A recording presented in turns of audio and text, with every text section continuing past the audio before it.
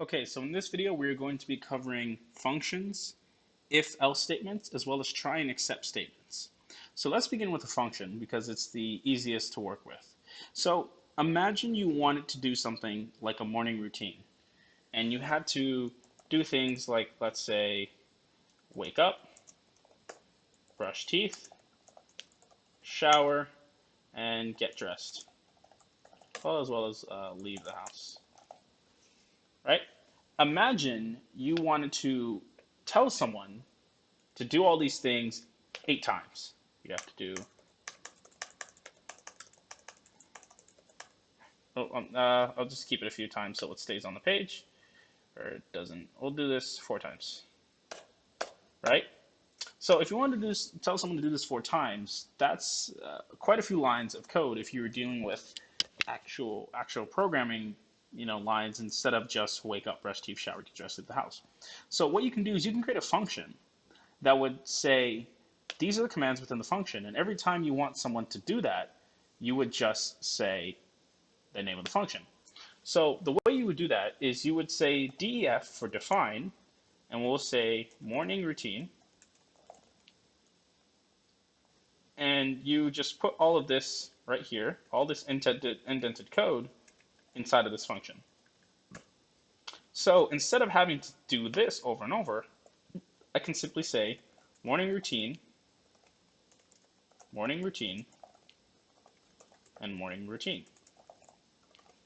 And suddenly that's a lot cleaner. Well, I'd also have to do it one more time just to have 4. Because this is just defining the function at the top. I'm not actually calling it. So this is a lot cleaner than what we had before. So that's the basic idea behind what a function is. Now we're going to get into the different ways we can use it. So imagine I had a function, and all it did was print hello to a person. So what I'm going to call it the greeter, or greetings. I'm going to call it greetings. So the first thing we need to do is we need to define this function. I can't use a function that doesn't exist.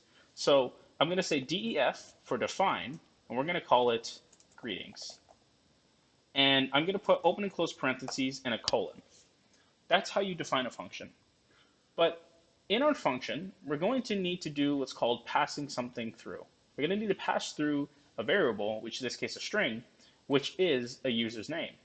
So for example, if I just print hello there, and then I call our function, I say greetings.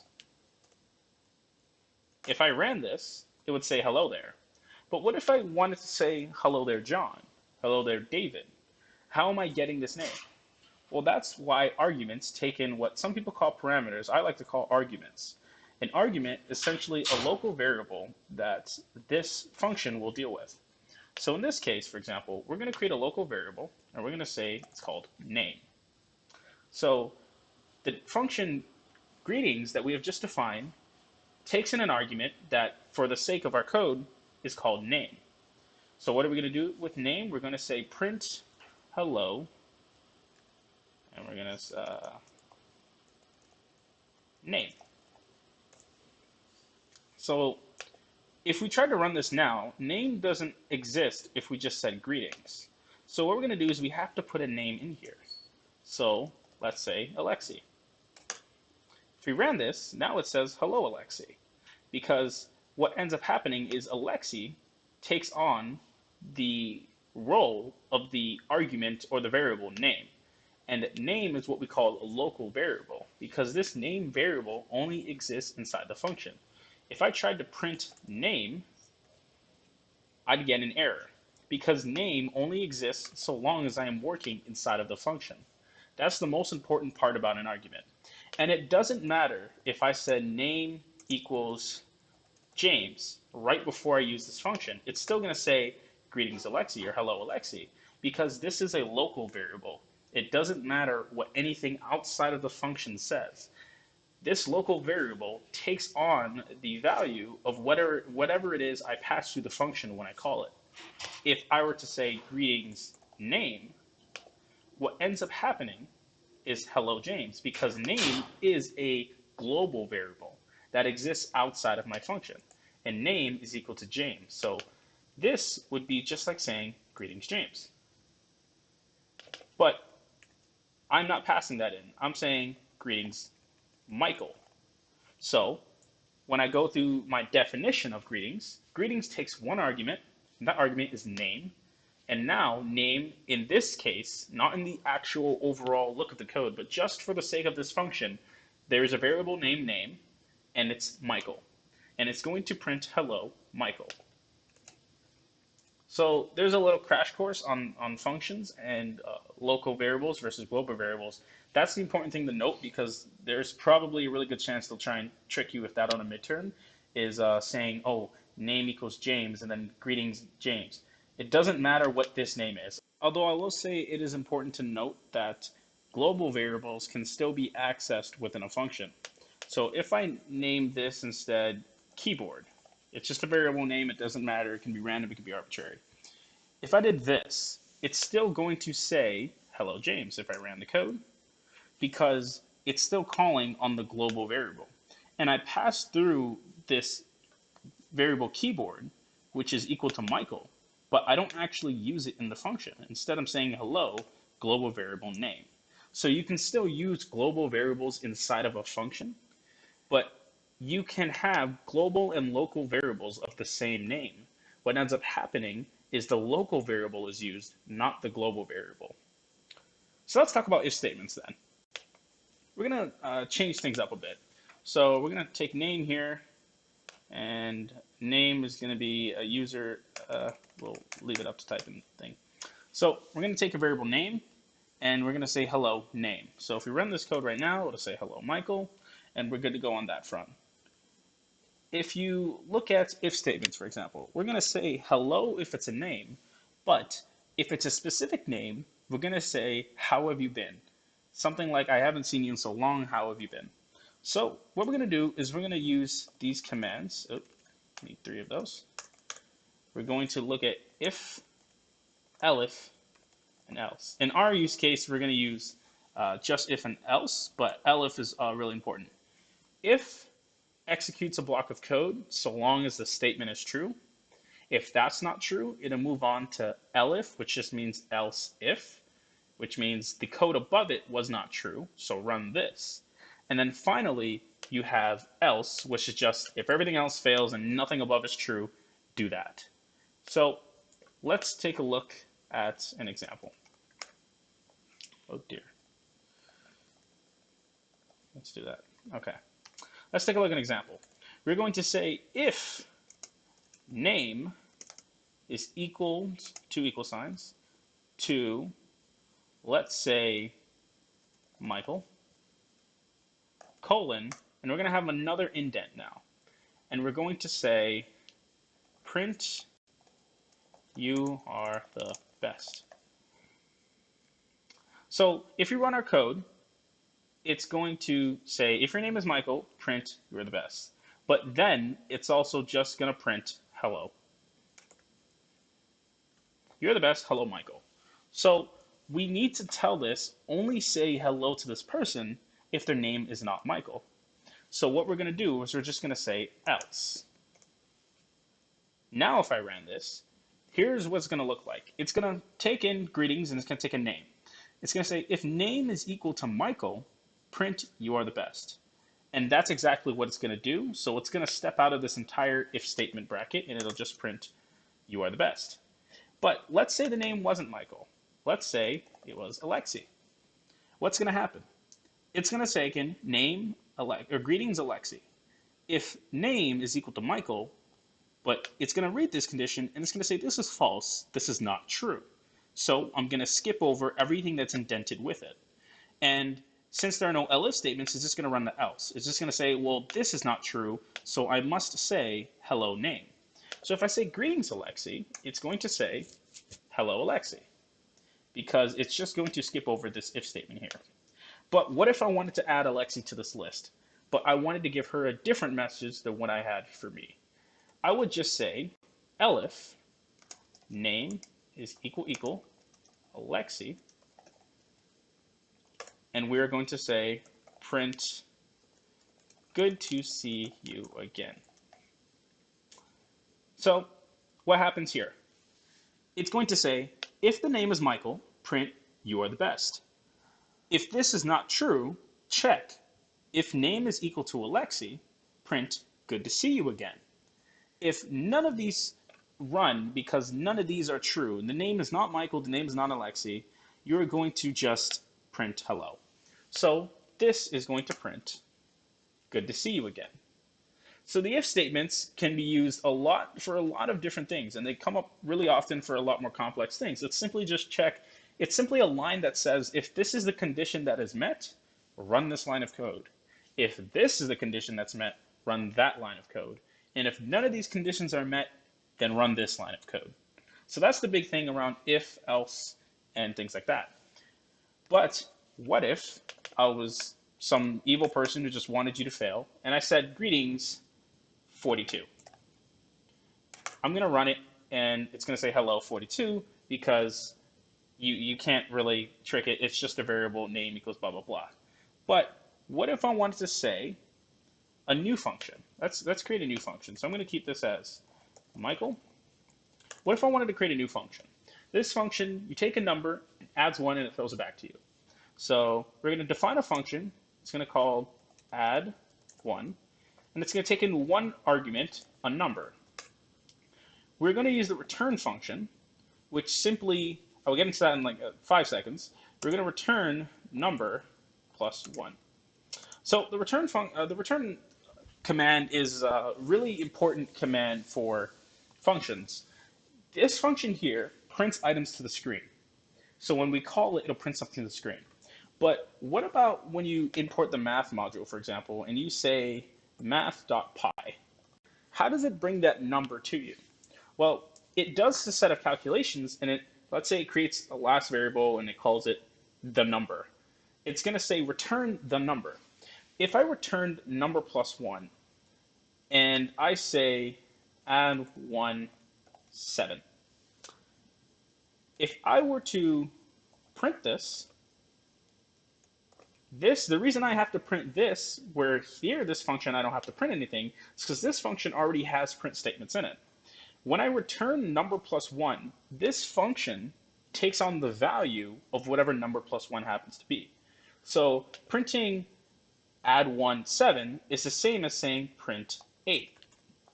Because, as you'll see here, 8 and 8, because add 1 becomes whatever number is used in the argument plus 1. It sort of takes on the role of whatever is returned. So even if I returned giggles, you print giggles, because add 1, 7, regardless of what the number is, because the number isn't actually used in our function, will just take on the role of whatever it is you're returning. So let's bring this back to number plus 1. What if I were to say add 1, Stephen? Traceback error. Type error can only concentrate string, not int, into string. Basically, if I'm passing in a string, how can I add plus 1 to a string, right? So this is where your try and except come into play. So if I use try, what's going to happen is it's going to run this bit of code here. And I'm going to see, does it work, does it not? If it tries the code and there are no errors, it's good to go. It's just like if you didn't have it. But if I said except type error, and I'm going to say print, or I'll do one better. I'll just say return, that's not a number. So let's look at what this is saying. If I run this code, this should be all fine, right? What this is saying is we're going to try to run number plus 1. If we get an error, a type error specifically was the error we got before, then we're going to return a string that says that is not a number. So let's compare this function. Let's compare this one to, we'll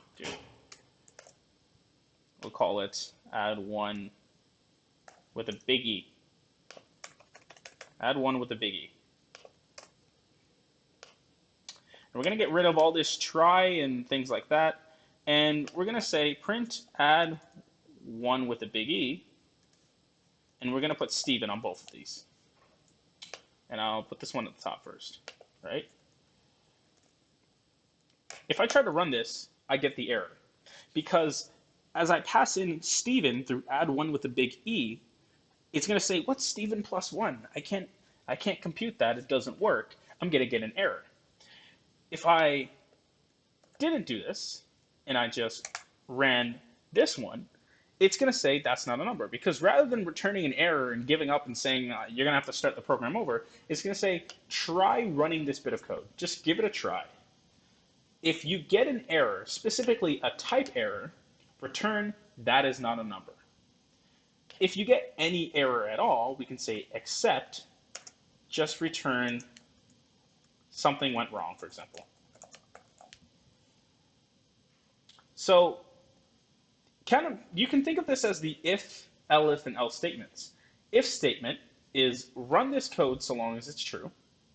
If this condition is met, do this block of code. Try is saying, just see if this will work.